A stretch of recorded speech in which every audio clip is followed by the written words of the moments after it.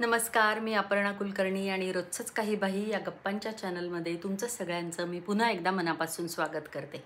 आजचा जो विषय आहे तो खूप सगळ्यांच्या जवळचा, अगदी आवडीचा आणि इंटरेस्टिंग असा आहे बरं का।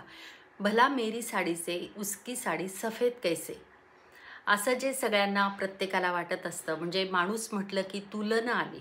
आपण प्रत्येक वेळी आपली आणि दुसऱ्याची तुलना करत असतो आणि ह्या तुलनेमुळे सगळ्यात जास्त प्रॉब्लेम जो असतो ना तो असा असतो की आपण असमाधानी असतो।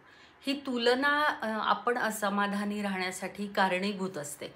म्हणजे कसं बघा ना की अगदी छोट्या-छोट्या गोष्टींमध्ये असतं की माझ्यापेक्षा माझं 2 BHK आहे तर तिचा 3 BHK आहे।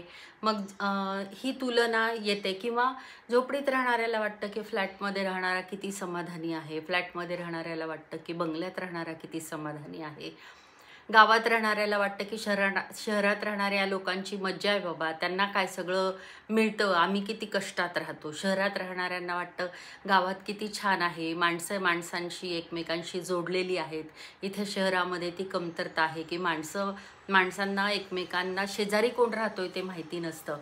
तर त्यामुळे खेड्यातले लोक किती नशीबवान आहेत। थोडक्यात काय की श्रीमंत असणाऱ्याला वाटतं की गरीब राहणारा पैसा नाही आहे पण समाधानी आहे, गरीब माणसाला वाटतं की श्रीमंत माणूस पैसा आहे किती समाधानी आहे। पण खरं सांगू का, समाधान ही न मानण्याची गोष्ट आहे, असण्याची नाही। म्हणजे तुम्हाला जर असं वाटत असेल की काहीतरी केलं, असं अमुक एक केल्याने मला समाधान मिळेल, तसं नाही आहे। समाधान ही तुमची एक अशी मानसिक अवस्था आहे की जी तुमचं तुम्हालाच वाटलं पाहिजे, दुसऱ्या कोणामुळे तरी ते होईल किंवा अमुक एखादी गोष्ट मी अचीव केली की मला समाधान मिळेल असं अजिबात नाही आहे। त्यामुळे कसं आहे की तुम्ही अगदी छोट्यातलं छोटं यश तुम्हाला मिळालं आणि त्यात जर तुम्ही समाधानी असाल तर ती खूप मोठी गोष्ट आहे। त्याच्यासाठी मग असं आहे का की तुम्ही अजिबातच मोठ्या गोष्टींचा ध्यास घ्यायचा नाही आहे किंवा मोठं होण्याचा प्रयत्न करायचा नाही आहे, तर असं अजिबात नाही। असेल हरी तर देईल खाटल्यावरी, ही जी म्हण आहे तसं करायचं नाही आहे। पण म्हणून आपण पुढे अजून धावण्याच्या नादामध्ये आहे त्याच्यामध्ये पण आपण असमाधानी राहतोय, असंतुष्ट राहतोय, तर त्यावरती आपण विचार केला पाहिजे। छोट्या-छोट्या गोष्टींमध्ये समाधान असलं पाहिजे, आनंद घेता आला पाहिजे की जेणेकरून आपल्या नशिबात जे आहे ते बदलणार नाही आहे। हे तर नेहमीच आपण म्हणतो की आपलं जे नशीब आहे प्राप्तन आहे आणि त्यामध्ये त्याप्रमाणे आपल्या वाट्याला जे आहे ते येणार आहे। पण आपण काय करायचं की आपण प्रयत्न करायचा आहे, तसे प्रयत्न आपण करत पण असतो। पण जोपर्यंत आपण एखाद्या गोष्टीच्या बाबतीत समाधान मानत नाही तोपर्यंत तुम्ही सुखी राहू शकत नाही, तुम्ही आनंदी राहू शकत नाही। आणि म्हणून तुकाराम महाराज म्हणतात तसं चित्ती असू द्यावे समाधान। तर हे असू द्यावे फार महत्त्वाचं आहे। ते असेल, अमुक एक केल्याने मिळेल हा भ्रम आहे, असं होत नाही। तुम्हाला जर समाधान मिळवायचं असेल तर ते तुम्हाला मानलं पाहिजे। इथे मानणं हा भाग खूप महत्त्वाचा आहे आणि ती एक मनाची अवस्था आहे की एखाद्या बाईकडे बघून किंवा कोणाकडेही बघून आपल्याला असं वाटतं की ही एवढी खुश कशी काय राहते, म्हणजे काय आहे असं हिच्याकडे किंवा ह्याच्याकडे की हा एवढा कसा काय समाधानी असू शकतो। तर ही मानण्याची अवस्था असल्यामुळे एखाद्याला ती जमते, तो जमवतो समाधानी असणं आणि त्याच्यामुळे तो आयुष्यामध्ये खूप सुखी असतो।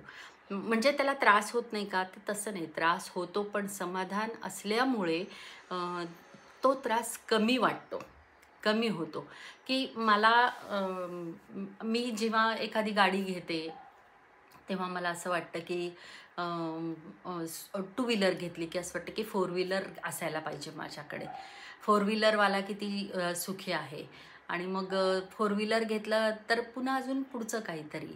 थोडक्यात काय की तुम्हाला समाधान असलं पाहिजे। आता मला 2 मुलीच आहेत, तेव्हा मला नेहमी असं वाटायचं म्हणजे पूर्वी की एखादा मुलगा हवा होता। असं असतं ना की आपल्याला जे आपल्याकडे आहे त्यापेक्षा अजून काहीतरी वेगळं असतं तर कदाचित आपण जास्त समाधानी असलो असतो, सुखी असलो असतो असं आपल्याला वाटतं। आणि त्यामुळे काय होतं की जे आहे त्याचा आनंद घ्यायचा राहूनच जातं। आता माझ्याकडे मला 2 मुली आहेत, तर त्याचा आनंद आता मी घेते की मी आता ते स्वीकारलेलं आहे की हां ठीक आहे, मला मुलीच आहेत, पण मी त्याच्यामध्ये त्या बाबतीत मी समाधानी आहे.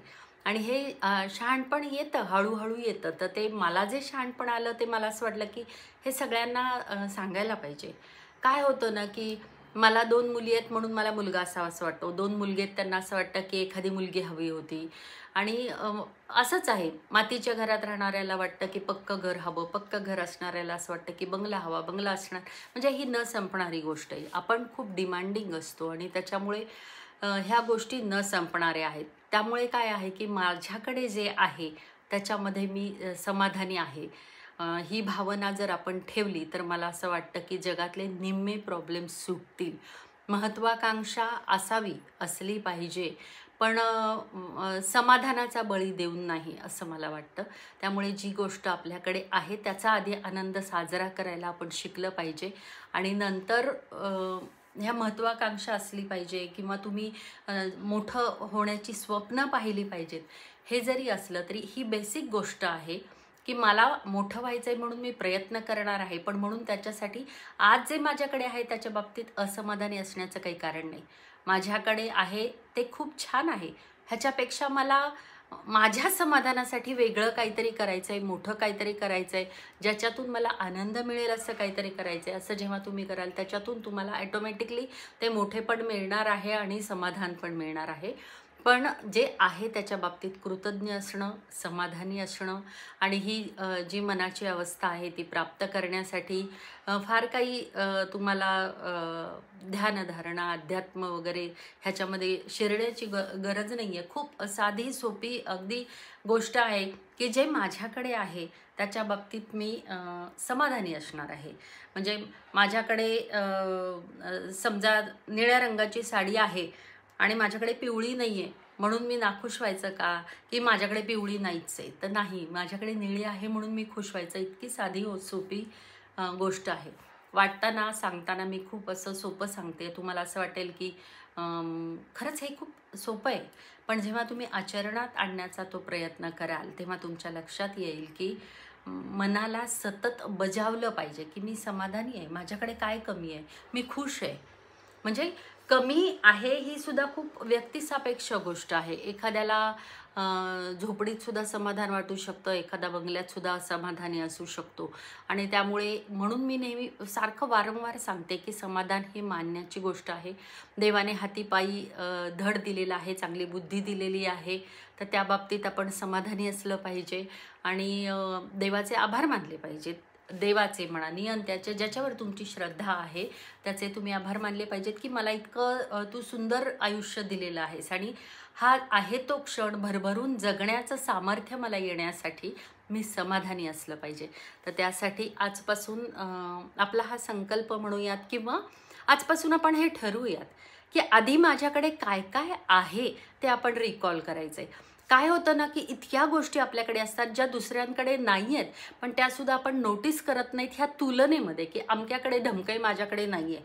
माझ्याकडे नाही आहे पेक्षा माझ्याकडे काय आहे हे आपण आता बघायला सुरुवात केलं पाहिजे आणि त्याच्यासाठी मी समाधानी आहे हे आपण स्वतःला समजावलं पाहिजे. तर आजपासून आपण त्याची सुरुवात करूयात आणि आजपासून समाधानी राहूयात. आज मी तुमच्याशी या गप्पा मारल्या, मी खूप समाधानी आहे की किती लोकांना अशी संधी मिळते की इतक्या हजारो लोकांबरोबर गप्पा मारायला मिळतात, तर त्यामुळे मी समाधानी आहे.